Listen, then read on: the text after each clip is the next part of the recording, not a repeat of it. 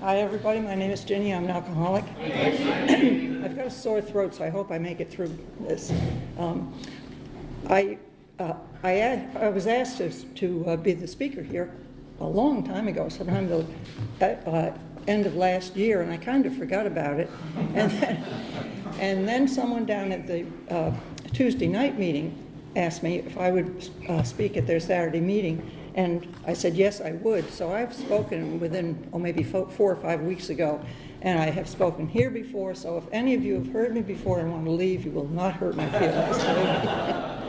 So anyway, I also realized that when I did speak the last time, I just barely got sober and the time was up. So I'm not going to let that happen tonight because I absolutely love sobriety and would like to get into a little bit more of that. So excuse me.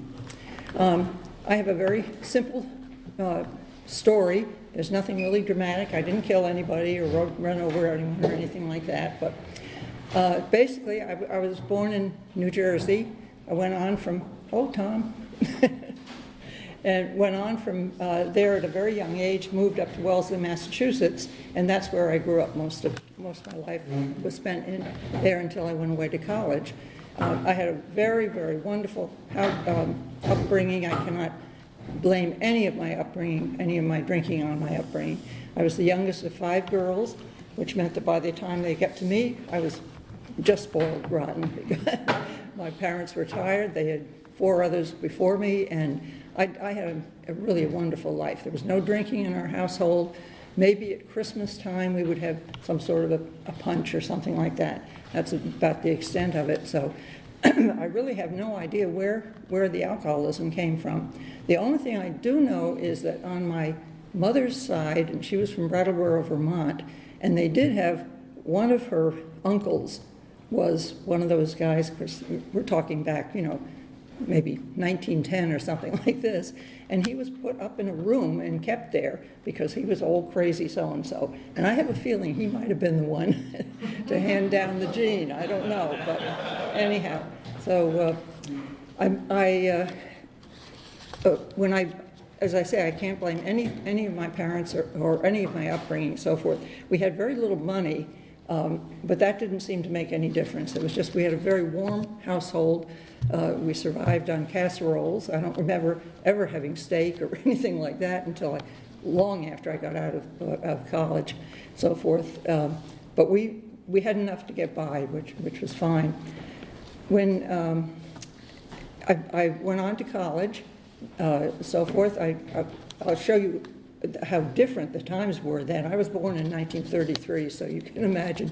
I went to college. It was in the 1950, I believe, when I went into college and everything. And I graduated with a BS, 4-year BS degree from Boston University on $4,000. That's total $4,000, 4 years, $1,000 a year. So you can see how different it is today. But anyhow, I couldn't wait to get out in the big world. I was just chomping at the bit to get going. I really was very anxious to get. I got a degree. I got a BS degree, which is interesting. I've thought about that since, but this was a Bachelor of Science in Journalism, I'll have you know. But the BS has kept me going for quite a while there. And anyway, I got out of college and I got some interesting jobs. I loved the jobs that I had and so forth. One job up in Watertown, New York, another one out in Santa Barbara, of all places, California, and came back. I really didn't like the West Coast that much. It was very different from what I was used to and so forth. And I came back and I got a job in New York City, which I loved. I love it to this day. I just enjoyed it very, very much. If any of you have seen that movie, Mad Men, and everything, believe me, that was exactly what it was like, exactly. I wasn't in the advertising business. It was more or less advertising. I worked for WABC Radio, which at that time, TV had really not come in. So radio, we were doing one last, kind of a last gasp, trying to keep radio alive. It didn't work really, but one thing I did do is I met my husband then and everything. He was born and bred New Yorker, born in Brooklyn. and so forth. It was a very exciting time for me. He was a freelance photographer. He just left Life magazine and was on his own and everything. We just had everything ahead of us. It was going to be wonderful. Couldn't wait, and so forth. We had all 3 children in New York. All 3 children. I have 2 boys and a girl, and so forth. And things would have been fine except for damn diabetes, which I hate that disease. My husband, without realizing it, was a very bad type 1 diabetic, and so forth, and that was to follow us for the rest of our lives. He had to give up the photography because at that time he was a commercial photographer, and he had big bags of stuff and strobe lights and things like this, and he literally couldn't handle it anymore. So we moved out of the city, moved up into Dutchess County, New York, which is up a little, about 100 miles north of New York City, and he went into his own business, got his real estate license and so forth, and he also became a builder and had some people working for him. Unfortunately, now we're working ahead, and we're into the 70s, and in 1975 or 6, I believe it was, IBM decided they were going to take all of their people out of Poughkeepsie, New York, and send them on down here to the Triangle, which you know is the IBM area, and so forth. And that just took the bottom out of the real estate business, because we had thousands and thousands of homes for sale and nobody buying them, and so forth. We were very, very close to going under. Our house was being foreclosed on and so forth. My husband saw an advertisement for a person down, it was in Poughkeepsie, to be a, I guess, manager or something over some people that were building some homes down here.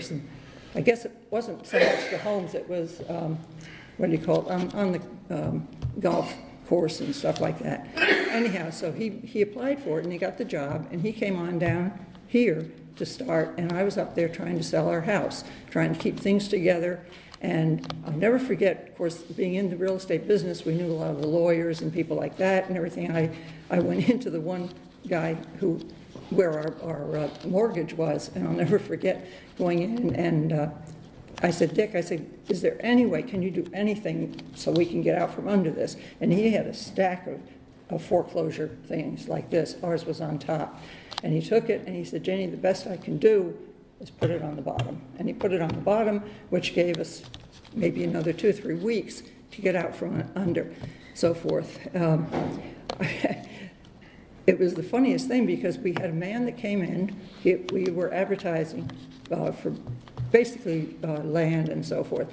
And he came in looking for a home. And I took him all around, showed him a lot of different places, and nothing satisfied him. And we came back to my house, which was also where our office was, and I said, by the way, I said, would you care for a martini? And he said, oh, I'd love one. And I said, oh, great. So I went in and I mixed up the biggest batch of martinis, and I literally gave our house away. We got talking about it, and he said, what I really like is, he said, I'd love to buy your house, but I can't afford it. And I said, well, let's have another drink, and we'll just talk about that, and so forth. And I literally did. We came out, he picked up the mortgage that was due on it. He just took it over. We came out with $1,000 ahead, but at least we weren't in foreclosure, so forth. Then I came down here, and all 3 kids with me and everything. Of course, they hated it. This, was not where they wanted to be, and everything. But we started over. And I'll tell you also, I was, probably 40, 45 or something at the time, and I started going around trying to find a job. Now, for many years, I had been the whole kit and caboodle for my husband, kept the business going, put the ads in the paper, did all that, showed properties and everything, but that wasn't good enough. I would walk in and I would come in, of course there'd be this absolutely gorgeous, very young female sitting there saying yes, and I would say, I'm applying for such and such a job, and then she said, well, what job, where do you, what was your last job? And I said, well, my husband, and no, they considered that was not a job, so about 12 years of my life were just kind of out the window, but I finally, one of our neighbors happened to be a nurse and so forth, and my husband was in the rescue squad at both in Vass and first in Pinehurst, then we moved to this little house in Vass, same one I'm in now, as a matter of fact.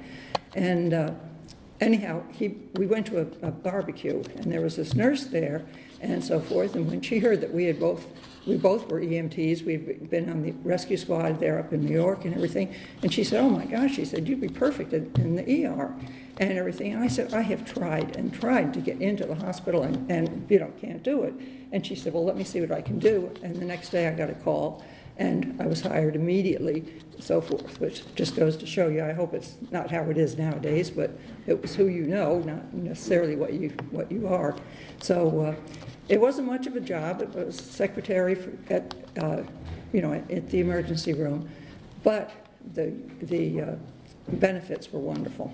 My husband was getting sicker and sicker and so forth, and boy, did we max out those benefits.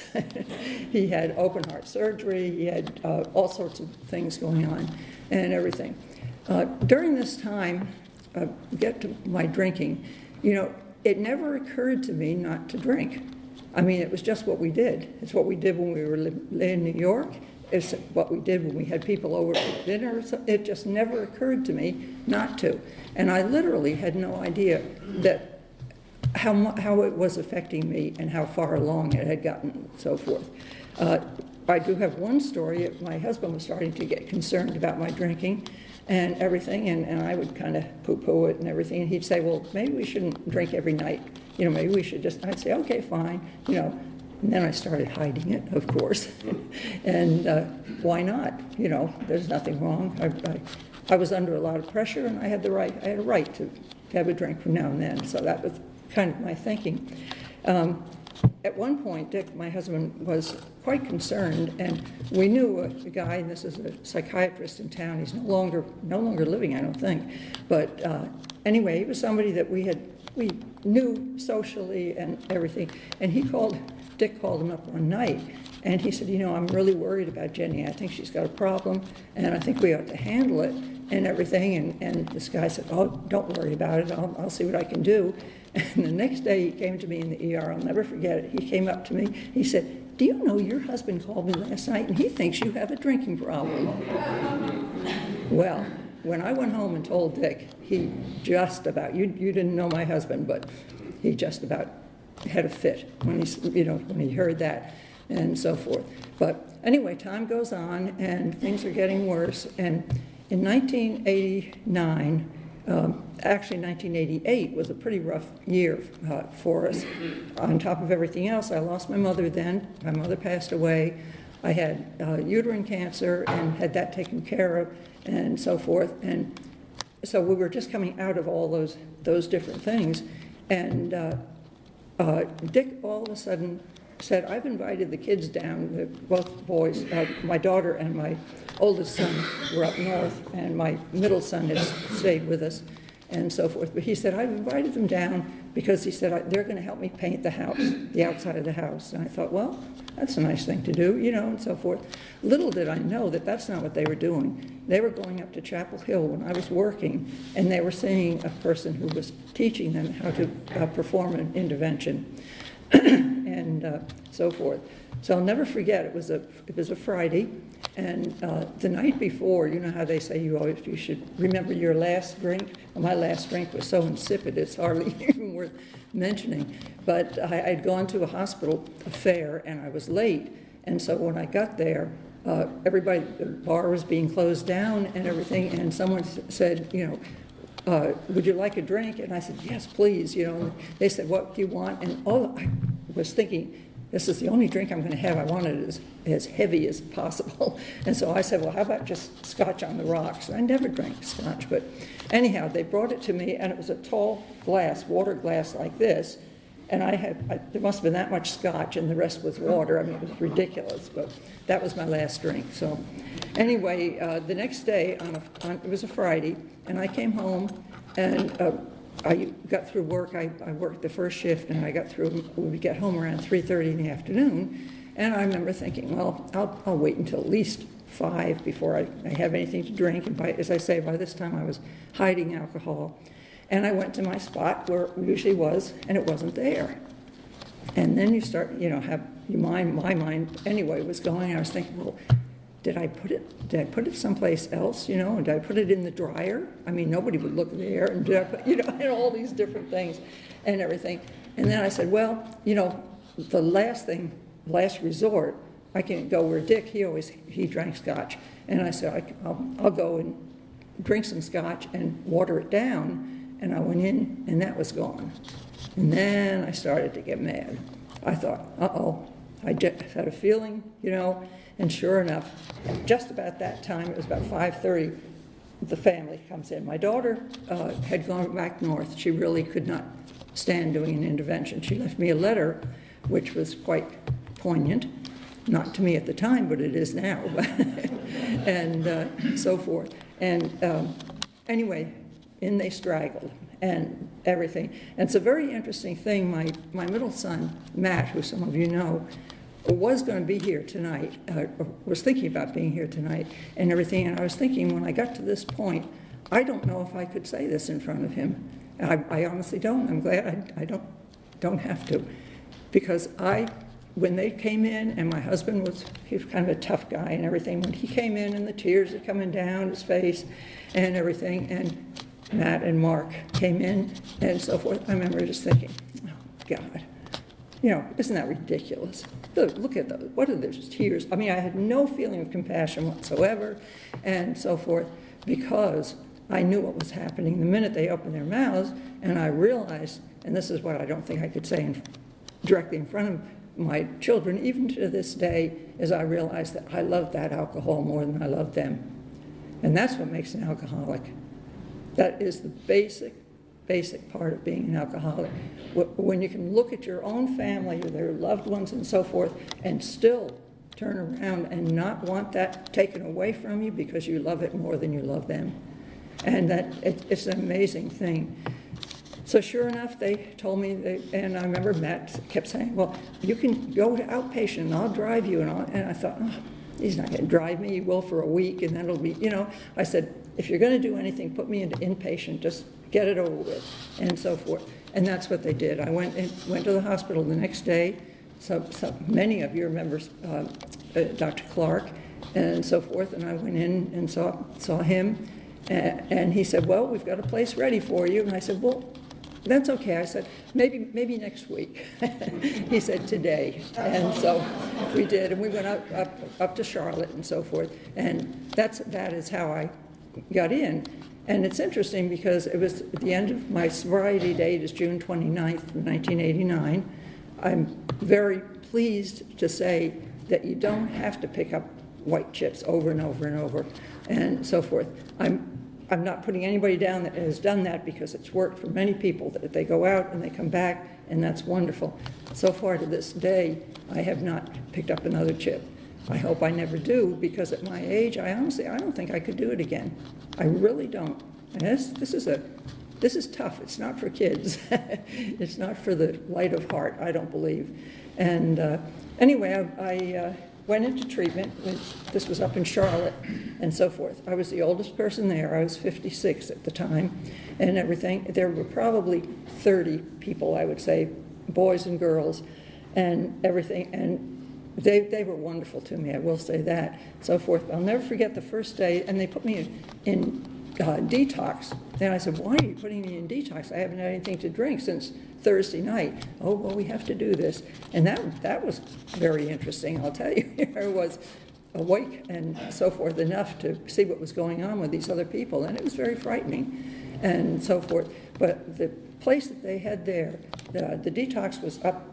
Well, say that this is the cafeteria here, and then you would go up these long steps, and the detox area was up above. And the next morning, which would have been, let's see, a Saturday, that would have been Sunday morning, I guess. Sunday morning, they said, okay, you can go down these steps, and you can get breakfast, and then get together with the person that's going to be your counselor and so forth. And I'll never forget that walk down those steps. I felt like everybody was looking at me and so forth. I came down, my head was bowed, and I was sick to my stomach. I didn't know if I was an alcoholic. I didn't know anything at that point. I was completely amazed to be there, to tell you the truth. And after after I had breakfast and so forth, I remember I walked outside, and they had an area where there was a pond, and you could walk all the way around. And I walked around, and I was sitting down by myself, and all of a sudden this man came up, and he was one of the counselors, and so forth, and we got talking. And he said, he said, just look at this. He said, this will probably be the only time in your life when you will have one whole month completely concentrating on you. And I thought, wow, that's true, because it had been years. I mean, my husband was sick for a long, long time, and it's tough. It's tough. Anybody who lives with someone with a chronic disease knows that, and so forth. So anyway, I did, and I absolutely loved rehab. I enjoyed getting to, I thought I knew some of the medical stuff. I didn't know anything. And they would give us these charts, and they'd have doctors in, and so forth. And it was just, I just enjoyed it very, very much. I dreaded when 28 days was up. I thought, oh my God, here I come. I'm going to have to go out. I'm going to go back to, of course, everybody in the ER is going to know what I am, and so forth and so on, and which is not necessarily true, by the way. But my husband came, picked me up, and took me back, and so forth.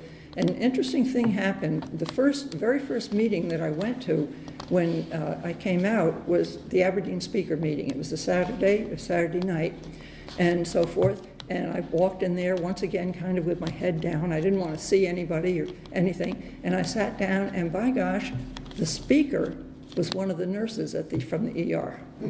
I was so shocked. I couldn't believe it. And she had 8 or 9 years sobriety, and she was telling her story and so forth. And of course, she seeing me, it was the same kind of a shock. So it was neat. And I do remember the first day that I went back to work afterwards, and everything, and Dr. Jakes, I'll never forget, he was kind of my buddy, and I did a lot of work with him. He was the head of the ER at that time, and so forth, and I was so afraid that he would know what was going on, and so forth and so on, and I spent the first day kind of staying away from him, and he finally came up to me and he said something about, well, you didn't even ask where I was. And I said, what do you mean? And he said, I had pneumonia or something. I've been gone the whole month, and you never even knew it. And I thought, oh, my gosh. So it wasn't all about me. But I thought it was. I mean, I think when you first come into Alcoholics Anonymous, it says it in our book, we are just absolutely involved with ourselves. It's all about us at that point. And I have to tell you, and Tom knows because he was here when I came in and everything, I did not come in as a happy camper at all. Steve was there too. And I was very argumentative and everything. And everybody just kept, well, as a matter of fact, I couldn't stand that, keep coming back. Oh, all right, I will keep coming back. But I had a hard time in the beginning. I was married to an atheist. My husband was one of the most moral, kind-hearted, soft persons that I've ever known, but he was an atheist. And people will say, oh, yeah, but you're no atheist in the graveyard. Well, he died an atheist, and so forth. And it was very difficult for me. I have never really called myself an atheist, but I do definitely think I'm agnostic.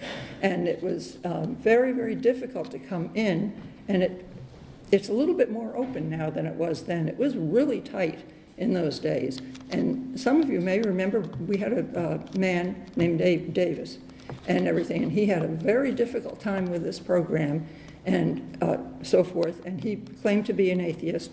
And I remember going to those meetings, and people would laugh at him and everything, and it made me really, really angry. And actually, and I went up and told him this quite a few years later, he's one of the reasons that I stayed. I figured if he's got the guts to stay and, and to still believe as he believes, then I can do the same thing. So that's not to say that I don't have a higher power. I definitely have a higher power. But I'll tell you what saved me, along with having a big book study group that Tom started at that time and everything. But what really saved me was the appendix, the spirituality appendix. I love that part of the book.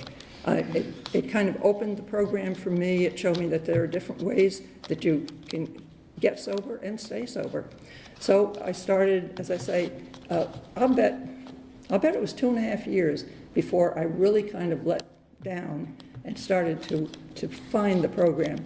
My husband passed away about 14 months after I was in the program, and you know how they say you don't regret the past and wish close the door on it, but that is the one regret I have, is that he gave up so much for me to get sober, and yet he never reaped the benefits of the program. I couldn't do it. I couldn't do it. It took everything I had to go to meetings and I had promised him that I would do that. That was one of the last things that he said before he passed away. He said, promise me that you will keep going to those meetings. And although he didn't always understand it, I used to come home sometimes and he'd say, what is it about those meetings where you can go and you can talk to them, but you come home and you can't talk to me? And I took that to a meeting one time, and I said, what do I say to him? And some wise old guy, I have no idea who he was and everything, he said, actually, I'm losing my train, I'm sorry. And he said, just tell him that this is a bunch of drunks, and you feel comfortable with a bunch of drunks. I said, oh, okay. So I went home and I said, Dick, I feel comfortable with a bunch of drunks. And he said, okay. and that was that. So, and it's funny how you remember things. Another thing, and Neil, I don't know if you remember this or not, but there are certain things as days go by or years go by that you remember, or I remember. I'll never forget one night, and it was around Christmas time, and it was snowing. It was a very terrible night. It was a Friday night, and at that time, the Friday night meeting at the Emmanuel Episcopal Church was the speaker meeting and so forth. Well, it was such a bad night that the church was not open and everything. There were no lights on, the electricity was off, and somehow somebody got in the church. I'll never forget. I don't know how they did it, but there were only about 8 or 9 of us. I remember that Bill O went home and he got 2 great big carafes of coffee, and he brought them, and we had candlelight and so forth. And we were sitting around, and Neil made a statement that I've never forgotten because it hits me right where I needed to be hit at that time. And he said, Alcoholics Anonymous is a perfect place for loners. You remember that? Probably. And it is. It is. I mean, I've been a loner all my life and so forth. Still am in a lot of ways. I live alone. Doesn't bother me a bit. I enjoy it and so forth. But everybody needs companionship. Everybody needs, and AA is, to me, is the perfect antidote for that, because you can come in, can share things and everything, but I've never had anybody just come and fawn over me or something, or be on my back all the time, or you've got to do this, you've got to do that. We get such latitude in this program, it's amazing.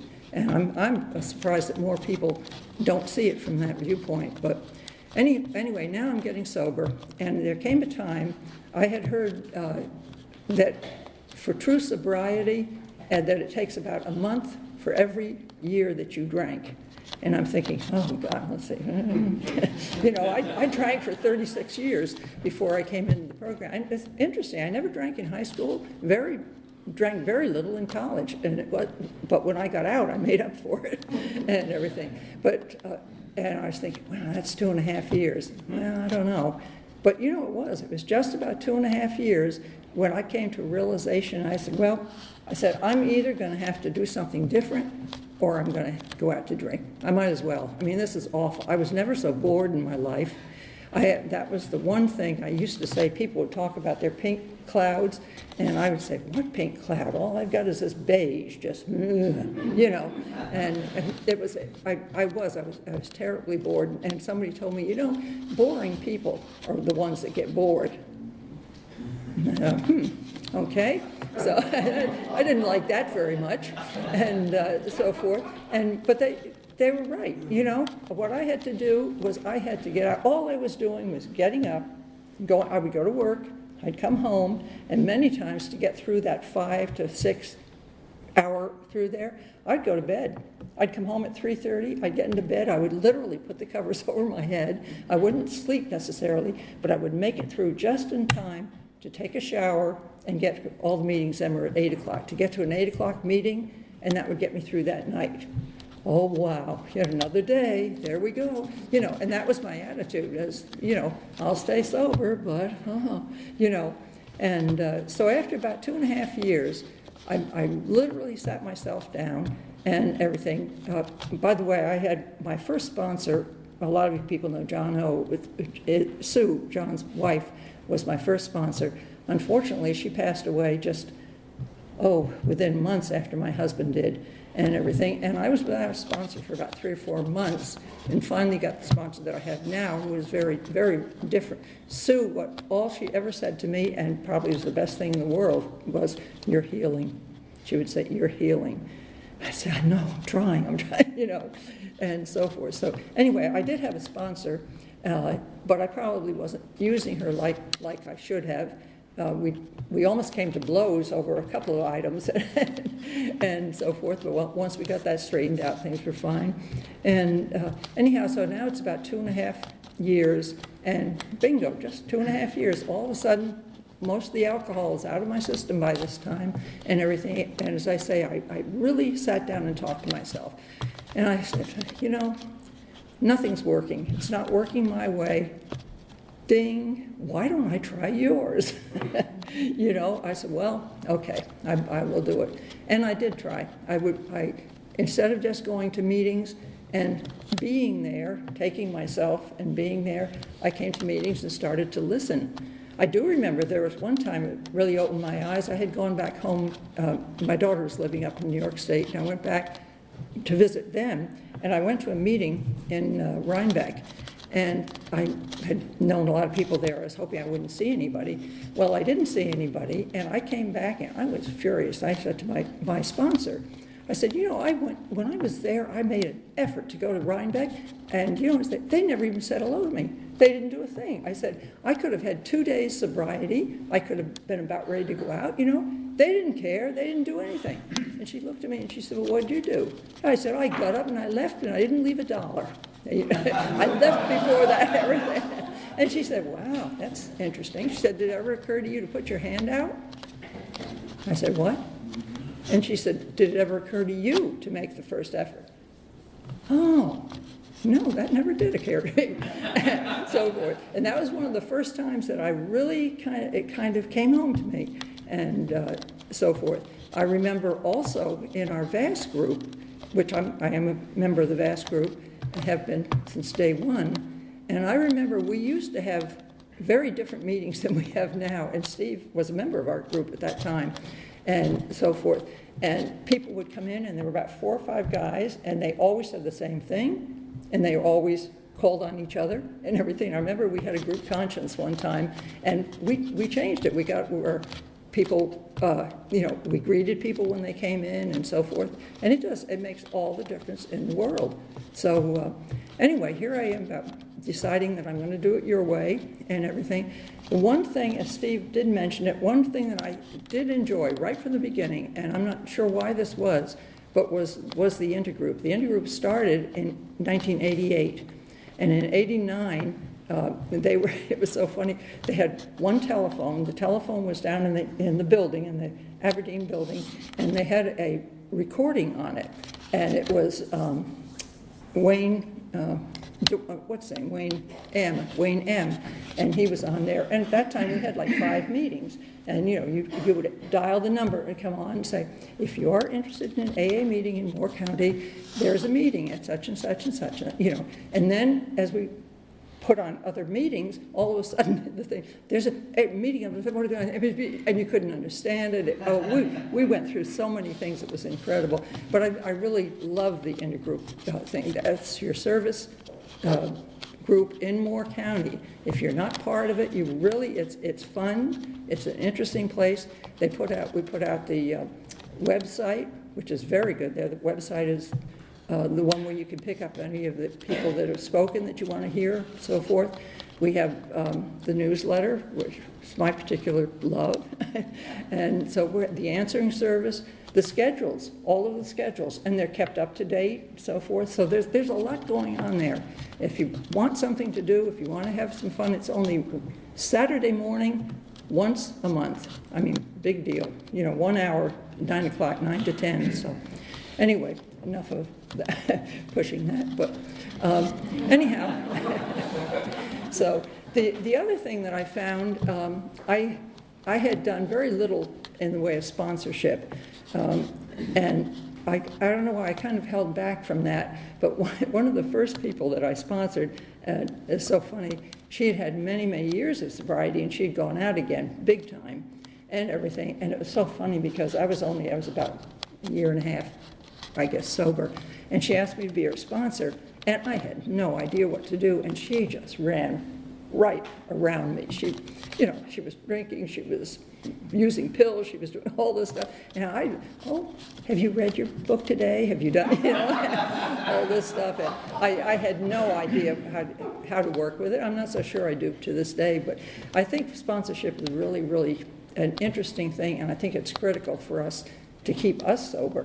I've been hired, I've been fired, I've been called lots of names and so forth, but I've also gotten some of the closest relationships that I've ever had.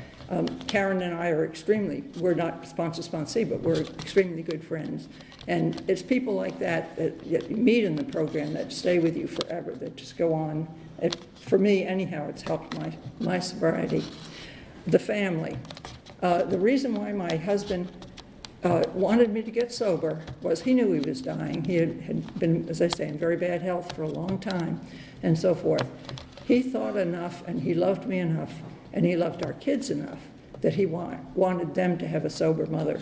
And when I think of what it could have been, because I was at the point before this all happened, before I went into treatment and everything, I remember he would come home, and we never stopped loving each other, but there was nothing there anymore.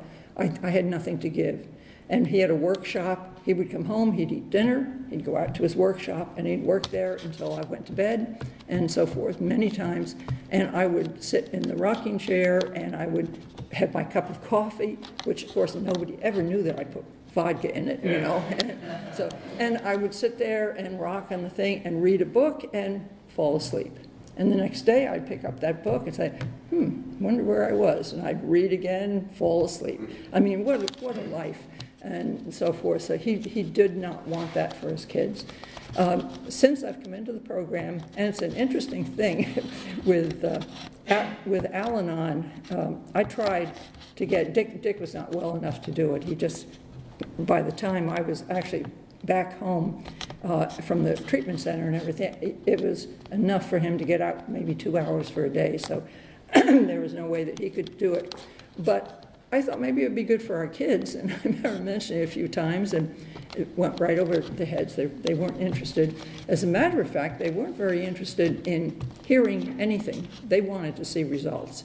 They didn't want to hear. I guess they'd heard enough over the years, and they didn't want an excuse or anything. So it was a long, long time, and I get a big kick out of my middle son, who is now going to Al-Anon and really enjoying it very, very much, and so forth. And he has apologized to me for not having done it